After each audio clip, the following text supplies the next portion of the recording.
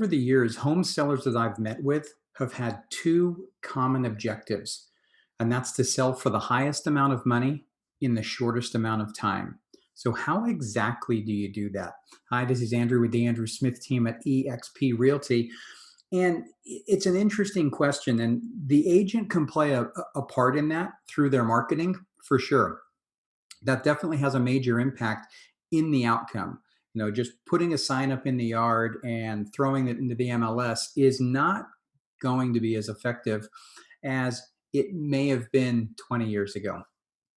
So, how exactly do you go about that? What do you need to have happen in order to achieve those two goals? Well, supply and demand play a large part in that. And when you think about it, as a result, quite often you see people, once you start getting into about March, spring starts to come around, you start to see more homes get listed on the market. That continues all the way through the spring into the summer. Why is that? Well, it's when most of the home buyers come out. You have a lot of people trying to get things wrapped up before summer and or time things with a school calendar. So demand is at its highest, but supply is also usually higher at those times of the year because there's more people putting their homes up for sale. Well, without a doubt, 2020 has been unlike any other year. There's not really any mystery to that. And because of what's happened this year, there's a reason why, even though we're now moving into fall, if you've been considering selling, you may not want to wait. Fall may actually be the best time to do that. And let me explain why. So, without a doubt, there's the economic shutdown as a result of the pandemic has been devastating to a lot of industries. There's a lot of people that have suffered as a direct result of that economic slowdown. But real estate isn't one of them, which took a lot of people by surprise. In fact, recently, Mark Fleming, the chief economist for First American, reported since hitting a low point during the initial stages of the pandemic, the only major industry to display immunity to the economic impacts of the coronavirus is the housing market. Housing has experienced a strong V shaped recovery and is now actually exceeding pre pandemic levels. So, as I just mentioned, in order to get that highest price in the shortest time, you need demand.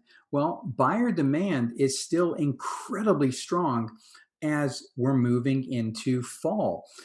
As a matter of fact, Showing Time, which is a industry showing service that tracks activity of buyers, the average number of buyer showings on residential properties is up 61.9% year over year.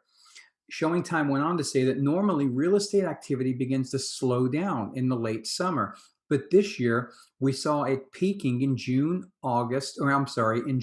August, and into September. So we've already answered one of the questions, demand. Demand is still there, but there's a challenge, and that's inventory. So, supply, purchase demand is so high, the market is currently running out of available homes for sale. Just last week, Realtor.com reported that since the beginning of the COVID pandemic in March, nearly 400,000 fewer homes have been listed for sale compared to last year, leaving a gaping hole in the amount of available inventory. So, to put that into some perspective, NAR, the National Association of Realtors, recently showed that the number of homes for sale nationwide in May was 1.36 million. The number of homes for sale in August is 1.27 million. So, again, you've got rapidly falling inventory, supply. We've already shown that buyer demand is higher. Those are the ingredients. All real estate pricing, just like anything else, is based on supply and demand. A blog out there called Calculated Risk was discussing the inventory situation, and they said the months of supply decreased to 3.3 months. This is an all-time record low months of supply. That is including new construction. But let me bring that local. So here in the Frisco and Prosper area. So in Frisco, your median sales price is up 7.3% year over year. High demand, low supply forces pricing up. In Prosper, the year over year median price is up 8.7%. When we look at supply, year over year supply in Frisco is down 61.5% to only 1.5 months. In Prosper, it's down 69.8% to only 1.3 months. Again, nationally, we're at 3.3. So you can see how much lower we are here in our local market. Then you look at that demand. Demand is not only shown by the increase in buyer traffic, but also the number of homes going under contract. Pending sales are up 30.2% year over year in Frisco and 38.6% year over year in Prosper. So there's the demand. Ridiculously low supply and continued high demand.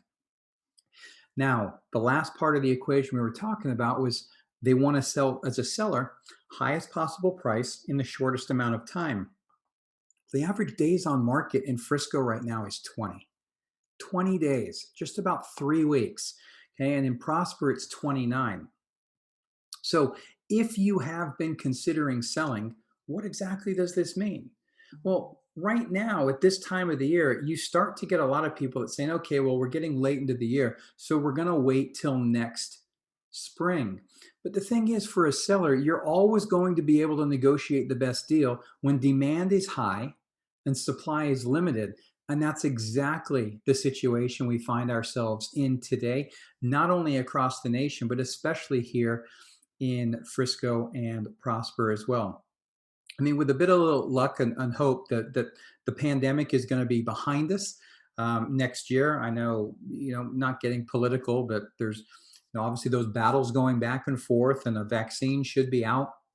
And the idea behind it is we will start to see things start to return to normal. So when that happens, how is this going to affect the market, the real estate market? Well, it's hard to say. I mean, nobody knows exactly for sure. We can't forecast it out. Right now, interest rates are supposed to stay very, very low.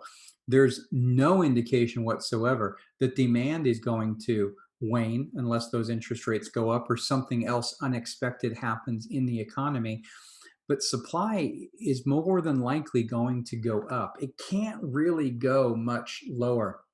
So if selling your home has been something that you have been considering, give me a call. Look for my contact information directly below this video. I'd love to discuss your situation with you and just talk it through. Share all the different options and the latest market information so that you can make the best decision for you and your family.